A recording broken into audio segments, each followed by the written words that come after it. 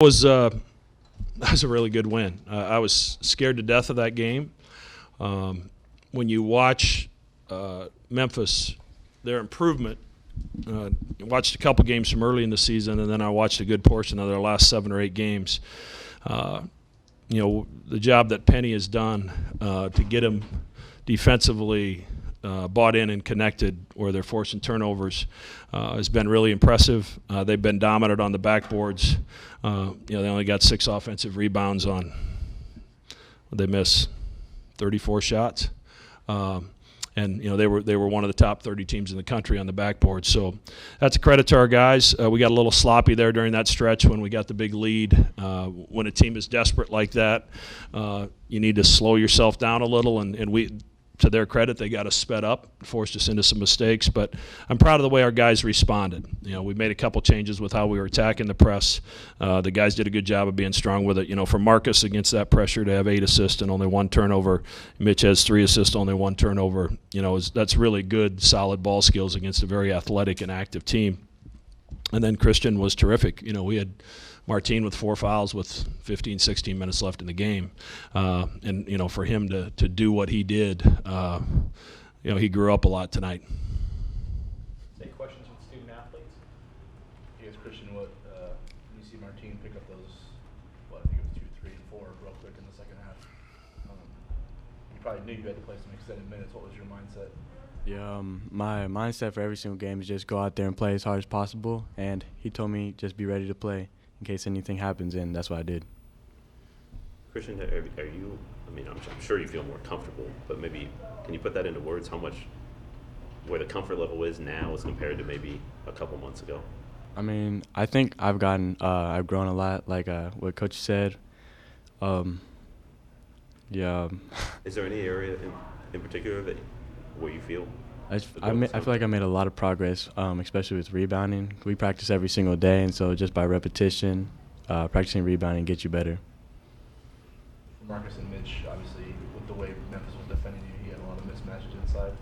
How much of a priority was it, despite them trying to speed you up, to make sure you get in touches in the post when he has a mismatch? Go ahead, Mitch.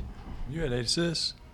Teeny's, I'll get the ball to him, whoever's guarding him. He's what is he, like 80% down there? So if he's open, throw him the ball and, let him go to work. And I feel like we're really successful when the ball goes through Teeny. Oh, Yeah. and Christian. Yeah, and our focus, we knew they were going to switch a lot of things. When they switched to take away a lot of the things the guards do.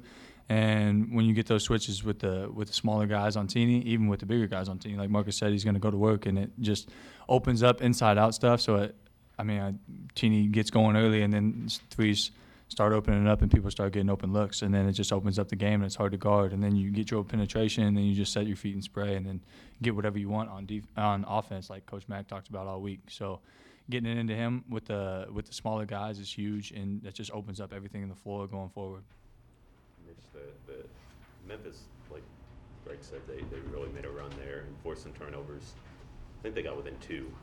How did you guys avoid not letting it snowball in a bad way at that point? Basically, just every time we got into the huddle, we just talked about composure, and like Max said, just slowing down and taking your time and changing speeds. We've been talking a lot about just setting your guy up and getting open. I think maybe in early January we would have lost a game like that just because we were young and we wouldn't have been able, the cookie would have crumbled. And today we just kind of bought in and came together, and we didn't point fingers. We just said, hey, that's me, and don't do it again type of thing. So after that, we just kind of handled it, and then we got our lead back to where it was by executing down the stretch and just getting Teeny and Christian those looks in the paint in the transition game. But your activity level in the second half of the second game in a row, right off the jump, was pretty noticeable. But did you, tell yourself in your mind anything at halftime that you felt like you needed to do better in the second half to get started a little bit? Yeah, I think you're probably talking about from an offensive standpoint. Sure. Diving on the floor too. Yeah. Well, I had one in the first half that got me going. No, but on the defensive end, I've really been talking with Mac. Just and Coach Huss just kind of be a dog, honestly, and be the first one to the floor, and we emphasize that. And I think Teeny and Marcus set the tone on that early possession. So then when you see guys getting on the floor and making those plays, it makes you want to do the same and just lay out for your guys. But from the offensive standpoint, I think shots just started falling. You know, I got open looks. I'm going to shoot all the time. And in the first half, they just didn't go down. And then you see a couple go down in the second half, and it opens up everything. It just makes you play on both ends of the floor. 2 more for the student athletes. It was obviously pretty frenetic out there, you know, from a standpoint, from the spectator standpoint. What was it like just out on the court? What was the atmosphere of the game like for you guys tonight? Anybody? I mean, the atmosphere was great. You know, obviously it's an NIT game, but I thought it was great. You know, I thought we set the tone, and I thought the crowd got into it from the start. And you know, throughout the game, you know, obviously they made that stretch where they came back and got it to 4, and then the crowd just kept with us. So credit to them, and that really motivated us to build that lead, and get a big win. Yeah, and piggybacking off of that, I mean, I came into the huddle one time, and I was talking to Jordan. I was like, I mean, this is fun. We're just hooping. And Coach Matt came to us with a game plan. It's like, I mean, they don't run much on the offensive end. They're an NBA-oriented team, and they do a lot of pick-and-roll stuff and just get out and play. So we knew we were going to get out and play, and obviously it was a little sloppy at times. But if you just maintain it a little bit and overcome it, then it's a fun game to play, and it's a fun game to win, like Max said. Marcus, how did you, did it take you a while to settle in against their pressure? I mean, I know you guys prepared for it, but, especially when they really ratcheted up, how do you, how do you get adjusted to that? Or did you find that it took some time? I mean, first and foremost, I thought our coaches did a really good job preparing us in practice. You know, they went through all their defensive, their press, their zone, their man, their run and jump. So I thought I was prepared pretty well. Credit to our scout team. And then, Coach Mag always tells you, just be slow with the ball, and then be fast without the ball. You know, give the guy with the ball, just be a receiver, and if you have the ball, be really slow with it and just run the offense. And I thought I did a pretty good job for the most part of just being calm with the ball and just dribbling up and trusting my teammates to make a play, and then going if I see a play. So, big win. Thanks, guys. For the student athletes. Yeah, see you Sunday. Get some rest.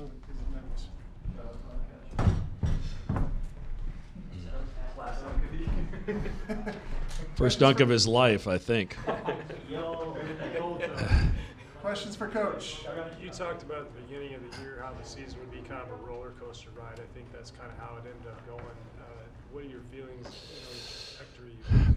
I think I said we'd get better as the year went on, and that's exactly what happened. We've won 7 out of 8 games now, and the one we lost was a 2-point loss where we had a ball at the end with a chance and didn't quite execute.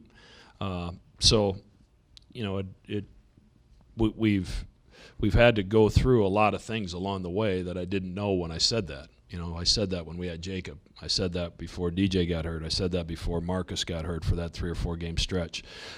So what these guys have overcome and the way they've stayed with each other and stayed positive. I mean, you don't see many teams that have 2 4-game losing streaks in the middle of conference play end the season winning 7 out of 8. Just doesn't happen very often because normally negativity creeps into your locker room.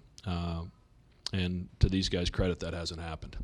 Did you say anything in particular to the team? I think there was a time out there where they cut it to 4 or 2 or whatever, and obviously your guys have made some mistakes. What did you tell them? Well, we were just so sped up, and that's what they wanted us to do. So, we got a few guys, guys were running to the basketball instead of staying in space. So I think once we got a few guys out of there and kept the floor spaced, we attacked it a little bit better. And we were trying to overhandle it against 2 defenders instead of getting it out of there and making an extra pass and moving it. So, you hate to blow a lead like that.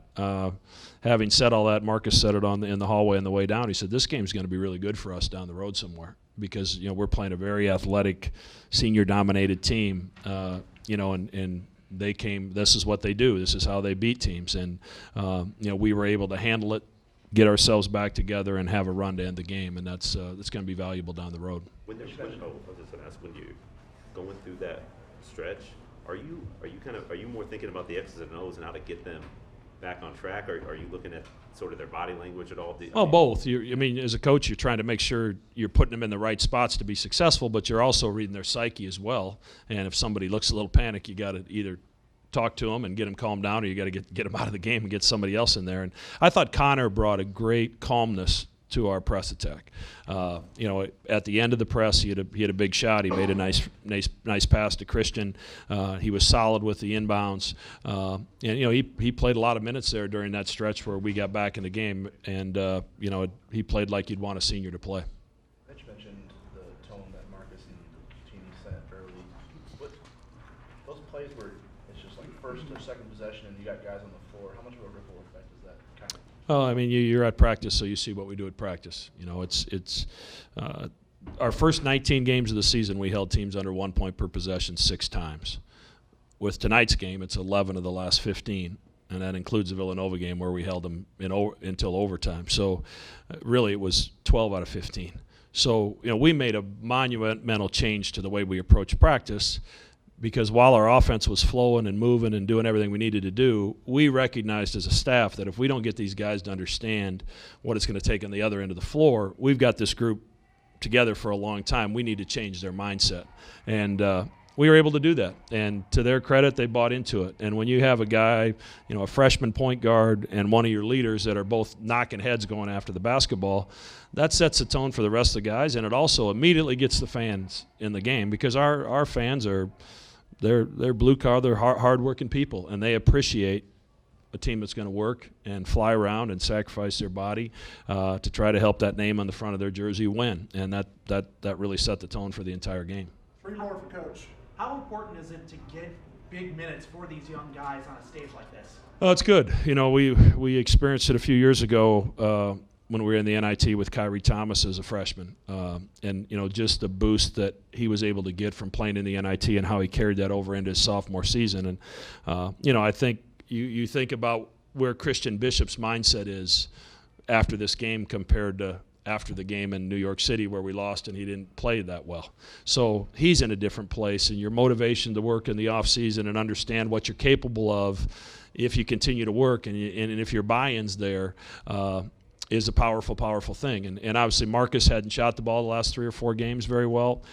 So for him to have a game where he saw the ball go in the basket against a pressing team that's in his face the whole time, he has 8 assists, 1 turnover. I mean, those things are invaluable. So, it's great to play games against good teams this time of the year. I mean, if you're playing this late in March, you're doing something right. And I just couldn't be more proud of what this team's done and how they've conducted themselves. How much of it impacted Tyshawn's activity early on really both ends of the floor to help you guys build the early lead and kind of stay? Yeah, I thought Tyshawn and Davion both did a great job on Martin. I mean, he got some late, but, the guy's shooting 14, 15 free throws a game the last 3 or 4 games, and he only got there 3 times. So our ability to guard him without fouling and, let's be honest, the new rule where you're wiping the fouls at the 10-minute mark really helped us in the second half. Now, we were in the double bonus as well, so we would have had an opportunity to shoot free throws. But the way they were attacking us downhill, they were on their way to a bunch of free throws if we didn't wipe those off. You going to be scoreboard watching Sunday? Yeah, we'll watch the game.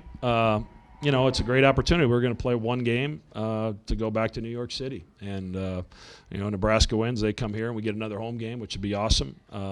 TCU wins. We'll go on the road and try to earn our way back to New York City against a very good team in their building. Thank you, Coach. Thanks. We'll have Memphis in here shortly.